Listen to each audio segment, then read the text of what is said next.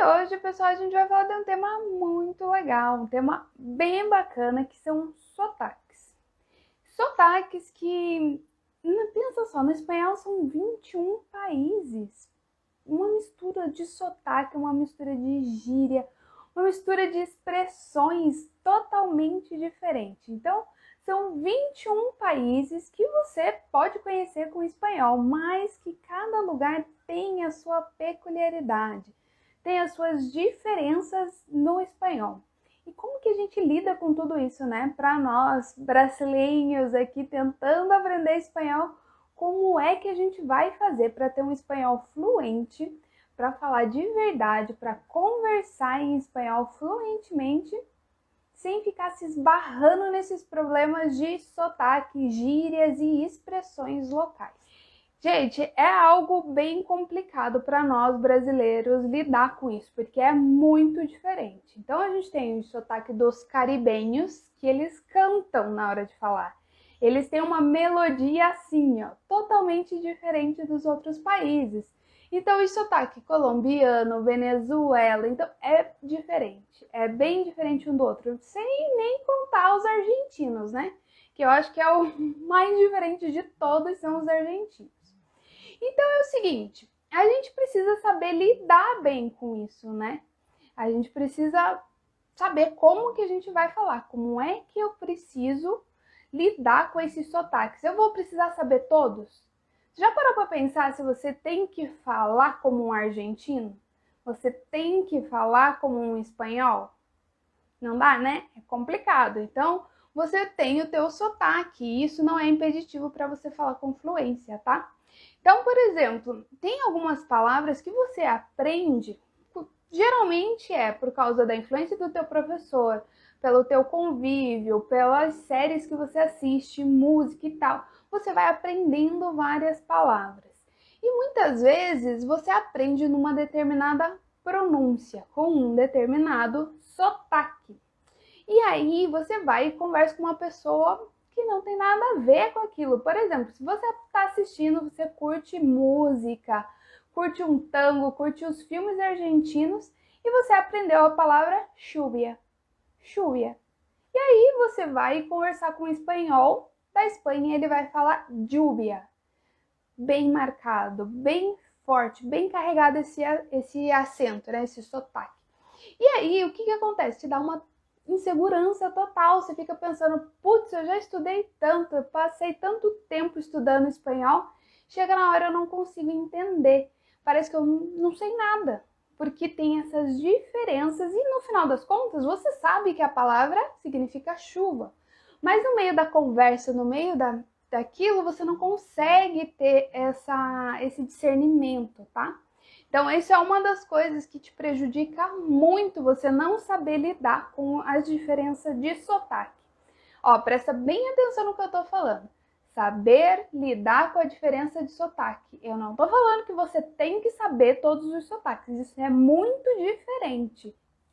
Isso ficou muito claro para mim, porque quando eu fui morar fora, quando eu fui estudar na Espanha, já tinha 3 anos que eu estudava, né? E eu sempre falo aqui para vocês que eu estudei num sistema muito formal, né? Sabe aquele negócio? Segunda e quarta, terça e quinta, ou sábado de manhã tem aula. Material didático, preenche a lacuna. O verbo é tener, conjugação nós outros, coloca ali. Sabe, quando você mergulha num livro didático, nos cadernos ali, e eu achava que eu sabia, né? Obviamente, eu estudei tanto tempo, é claro que eu sei espanhol. Aí surgiu a oportunidade de fazer o intercâmbio. Depois de 3 anos de estudo, eu fui fazer o intercâmbio. E o que aconteceu é que, gente, eu não conseguia falar, porque eu não tinha essa habilidade, eu não sabia lidar com os sotaques. Quando você fica nesse estudo muito formal, muito tradicional, você perde o contato com o idioma. É estranho isso, né? É bem estranho, mas você tá ali tentando estudar espanhol e perde o contato com o espanhol. Mas é isso que acontece, você fica tão fechado ali em decorar gramática e tal, você acaba aprendendo espanhol, mas você não fala, você não conversa. E aí eu te pergunto, vale a pena? Vale a pena você ficar 3 anos igual eu fiquei e daí chegar na hora que você precisa, você não consegue? Porque você perdeu esse contato com o idioma, você não consegue entender, você não tem o ouvido afinado, você não tem a pronúncia boa. Então isso é muito, muito complicado, gente. E eu passei muita vergonha, eu tinha vergonha de falar, tinha medo de errar, porque as pessoas falavam, não te entendo, não te entendo, e viravam as costas. Então isso foi muito difícil no começo, então muito frustrante, você fica ali, nossa, a hora que você está realizando um sonho de morar fora, e daí a pessoa simplesmente está ali tentando puxar um papo, você está tentando comprar uma água. Foi isso que aconteceu comigo, eu estava tentando comprar uma água. E a pessoa vira as costas e fala, pois não te entendo. E vira as costas. E acabou o papo ali, ela não nem se esforça, sabe? E aí eu ficava, gente, não é possível, eu estudei 3 anos, eu sei falar espanhol, eu sei falar. A culpa é do meu sotaque brasileiro, do meu acento brasileiro. Para mim era isso, o problema era o meu sotaque, porque as pessoas não entendiam o meu sotaque, que era abrasileirado, né? E eu fiquei muito tempo com isso na cabeça, sabe? Então demorou muito tempo, eu tive que ter muito contato com hispanos de vários países, até porque depois do intercâmbio eu trabalhei com tradução simultânea. Então eu trabalhava em conferências internacionais e eu tinha que traduzir inglês, espanhol, espanhol, português e todo aí nesses 3 idiomas. E aí eu fui entendendo que entre eles conversavam normal. Como se eu estivesse conversando com alguém do norte, como com alguém do nordeste. Eles se entendiam, o mexicano falava com o colombiano, o argentino falava com o espanhol, e o papo fluía. E eu ficava, gente, como assim? E nessa altura do campeonato, que eu já trabalhava com o espanhol, eles me entendiam. E eu não perdi o meu sotaque brasileiro, né, gente? Então eu tinha esse sotaque. E eles conseguiam me entender. Foi aí que virou aquela chave, sabe? O problema não era que eu tinha um sotaque brasileiro. O problema é que depois que eu estudei 3 anos, ainda assim eu tinha um espanhol ruim. Meu espanhol era péssimo. Eu não tinha qualidade naquilo. As pessoas não me entendiam, eu não conseguia me expressar. E esse era o ponto. Então eu demorei muito tempo para aceitar que mesmo estudando, meu espanhol era ruim. Então isso pode estar acontecendo com você. Presta muita atenção como você está estudando espanhol para não perder tempo. Você não precisa perder 3, 5 anos. E aí eu comecei a prestar atenção nisso.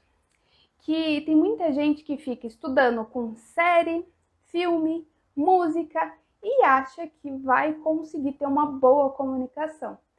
Esses são meios muito bacanas de você aperfeiçoar, mas se você não tem um método para estudar, vai acontecer igual aconteceu comigo, você vai perder tempo.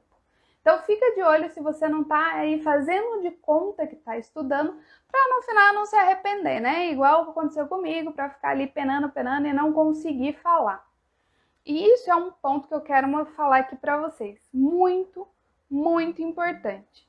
A diferença entre sotaque, pronúncia, coisas totalmente diferentes uma da outra. Então vamos lá, vamos falar da diferença entre sotaque e pronúncia. Primeira coisa, gente, sotaque, tá tudo bem você ter sotaque brasileiro, 100%. Não fica nessa neura de que eu tenho que falar igual a um espanhol. Vou aprender, vou para Espanha, vou morar na Espanha, eu tenho que falar igual a um espanhol. Aí eu vou para a Argentina, eu tenho que falar igual a um argentino. Não é assim. Você nunca vai falar como um nativo, igual a um nativo. Nunca. Primeira coisa, coloca isso na cabeça. Você nunca vai falar como um nativo, pelo simples fato de que você não é nativo. Você nasceu no Brasil e a tua primeira língua, teu primeiro idioma é o português. Você não vai falar como eles. Eu não falo como um nativo, apesar de estar anos falando espanhol. Eu não falo como eles, é diferente, eu tenho influências diferentes. Até porque eu morei na Espanha, eu já viajei para N países, já passei uma temporada no México, Chile, Argentina. Então eu tenho várias influências, eu trabalhei com muito hispano. E tá tudo bem, eu tenho o meu sotaque, é a maneira como que eu falo. Mas eu tenho uma boa pronúncia, que é muito diferente, gente.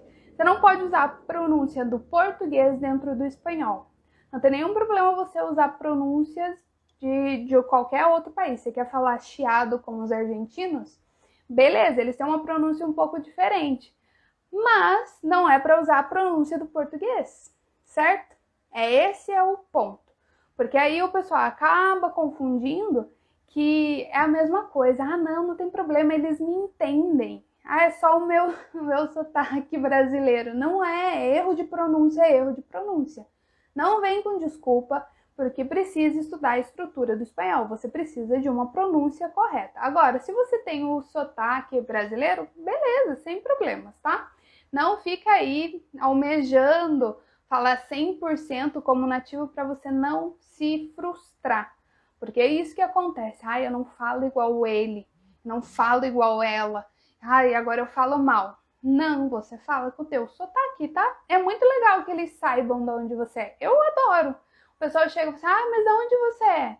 Ah, eu sou do Brasil. Ah, que legal, você fala muito bem espanhol. Eu, pois sim, graças. Sim, eu sei disso, obrigada. E aí, eles sabem de onde você é. Até um motivo para você puxar papo e começar a conversar e praticar mais. Então, valorize este acento brasileiro que é tão hermoso. Então, valoriza isso, pessoal, porque é muito legal que eles saibam da onde você é, tá? Mas não confundam com a pronúncia. Se dediquem a fazer um bom treino de pronúncia, um bom treino de leitura, para você ter uma pronúncia que eles entendam. Porque eles não vão entender vários sons que a gente tem no português, como, por exemplo, a gente vai falar palavras que tem E aberto e E fechado. Para eles só tem um E, então eles não vão nem saber que letra você está falando. Esse é um dos pontos. A gente tem o E e o E. Se a gente falar o E, para eles é estranho, aquilo nem existe.